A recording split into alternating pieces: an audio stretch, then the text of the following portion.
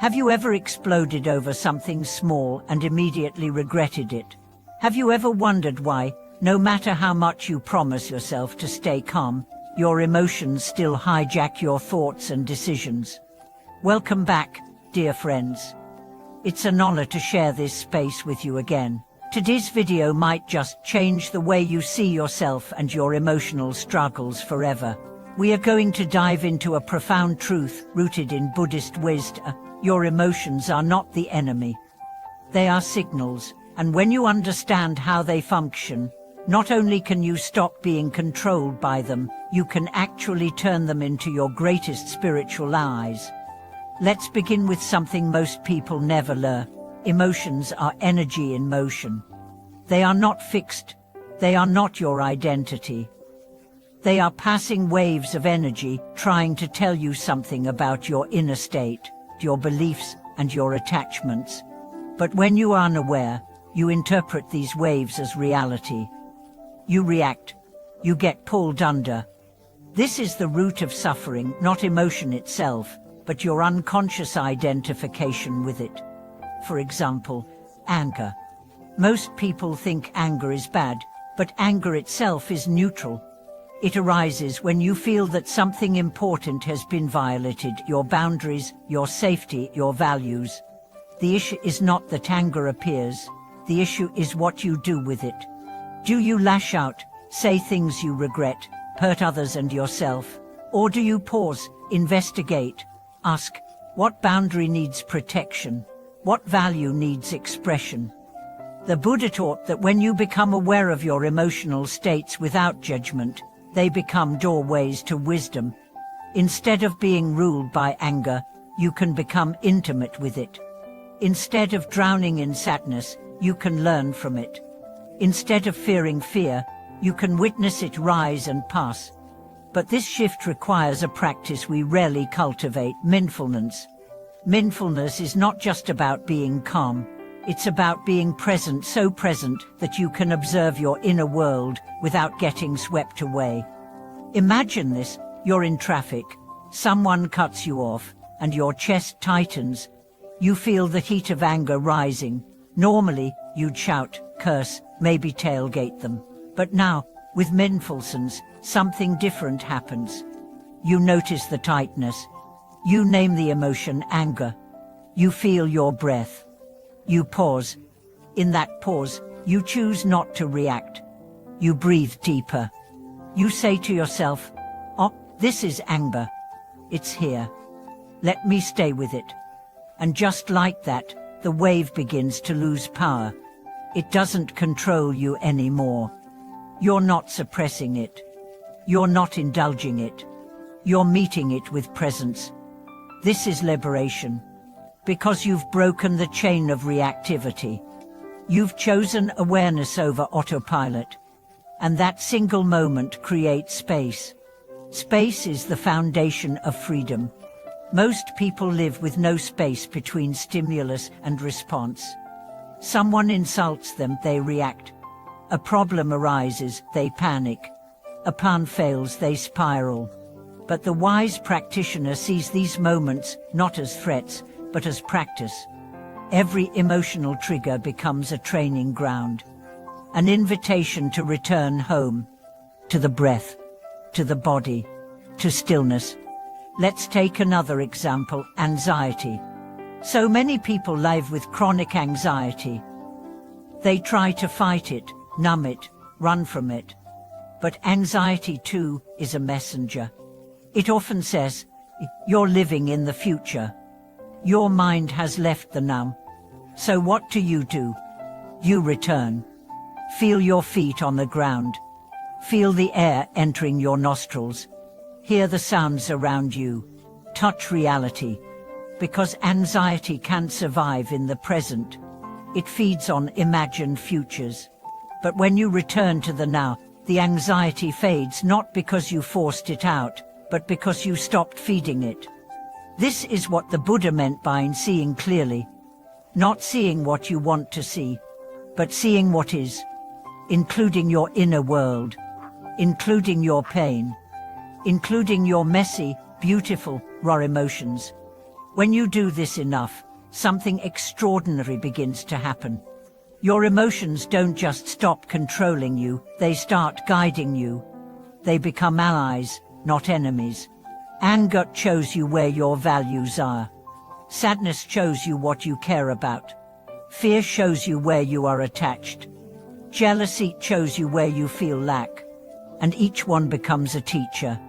Each one invites you into deeper self-awareness. But for this to happen, you must abandon one dangerous habit, judging your emotions. So many people feel guilt for being angry, shame for feeling jealous, embarrassment for being sad. But this judgment only compounds suffering. It creates two layers: the emotion and the story that says, I shouldn't feel this way. The truth is, there are no bad emotions, only unconscious reactions. The more you judge your emotions, the more you suppress them. And suppressed emotions don't die, they go underground, they grow roots in your body. They manifest as tension, illness, burnout. So instead of suppression, try inclusion. Let everything arise. Let it be seen. Let it pass. This doesn't mean acting on every feeling. It means listening to every feeling. Feeling is not the problem. Reacting blindly is. So cultivate the gap, the sacred pause, the moment between feeling and reaction. That moment is your power. That moment is your path. Over time, your emotional life transforms. You no longer fear your inner world. You explore it. You respect it. You learn its language. And in doing so, you become whole. Not happy all the time. Not emotionally numb, but deeply present, deeply alive. Able to meet each moment with grace. Even the hard ones. Especially the hard ones. Because those are the ones that forge wisdom. And now, let's talk about the body. Emotions don't just exist in the mind. They live in the body. So part of emotional mastery is learning to feel where emotions land in your body. Tight chest, knotted stomach, clenched jaw. These are signals. The body never lies. So tune in. Let the body speak. Breathe into the tension. Soften the resistance. This somatic awareness creates a bridge between mind and body. And when mind and body unite, healing accelerates. You stop being fragmented. You become integrated. And integration is the foundation of peace. Dear friends, emotional mastery is not about perfection. It's about presence. It's about returning, again and again, to the breath, to the body, to now. Each time you return, you strengthen your awareness. Each time you observe without judgment, you loosen the grip of habit. Each time you honor your emotions without being ruled by them, you step into your power. This is the quiet revolution that transforms your destiny. Because when your inner world changes, your outer world follows. You begin to speak differently, act differently, love differently, live differently. Not because you forced change, but because you became aligned. And in that alignment, peace is not a goal. It is your natural state. As you deepen your practice of mindful presence, you begin to notice another surprising truth. Emotions, when properly met, reveal your deepest guides for growth. Where you once saw frustration as a flaw, you now see it as a roadmap toward what you truly value. Where you once dismissed sadness as weakness, you now honor it as a testament to your capacity to care. Where you once feared fear itself, you now greet it as a portal to courage. Think of emotions like weather patterns across the vast inner landscape of your being. Sometimes the sky's clear, sometimes clouds roll in, sometimes lightning flashes. But no storm is permanent, and each one carries lessons about impermanence, about surrender, about the beauty of calm that follows. So how do you continue to transform these storms into wisdom? First, by befriending stillness. Even a single moment of conscious stillness, pausing to feel your body, anchoring to your breath, can shift an entire emotional pattern.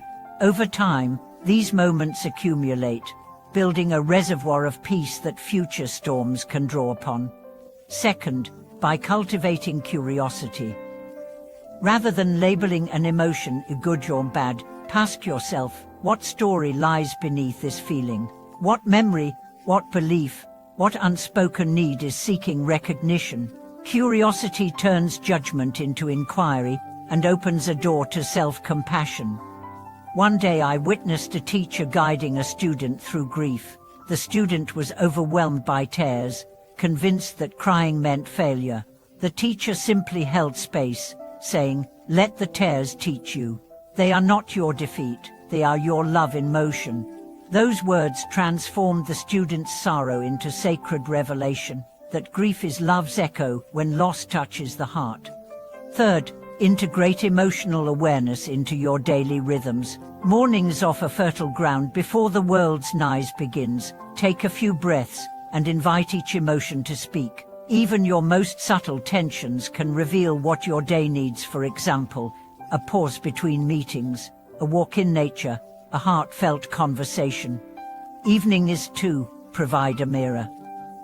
As the day unwinds, reflect on the emotional currents that moved through you. Celebrate moments of mindful response and learn from moments of unconscious reaction. This nightly practice is less about cataloging success and more about deepening self-awareness. But beyond personal transformation, there's a ripple effect. Emotional mastery radiates outward. When you meet others with equanimity, when you carry calm into tense situations, you become a refuge. Families begin to heal, workplaces become more humane, communities find resilience. This is the quiet revolution of awakened hearts. There will be days when old patterns flare up with surprising intensity, days when you forget the sacred pause, when you slip back into reactivity. But remember, slipping is part of the path. The Buddha called this right effort, and not perfection. Each time you notice the slip and return to mindfulness, you deepen your liberation. And liberation brings freedom, freedom from carrying old burdens, freedom from identifying solely with your emotions, freedom to choose love and clarity in every moment. This freedom is the gift of the Noble Eightfold Path, lived moment by moment.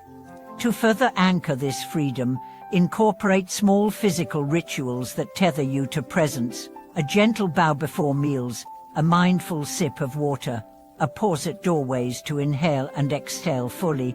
These gestures become reminders that the body is your temple and the breath is your guide. Over months and years, these practices converge, forging a stable sanctuary within, and within that sanctuary, you discover the ultimate truth. Emotions are not obstacles, they are your companions. Each one carries a spark of insight, a seed of wisdom awaiting your attentive care. In this space, you learn that you are not your emotions, but the field in which they arise.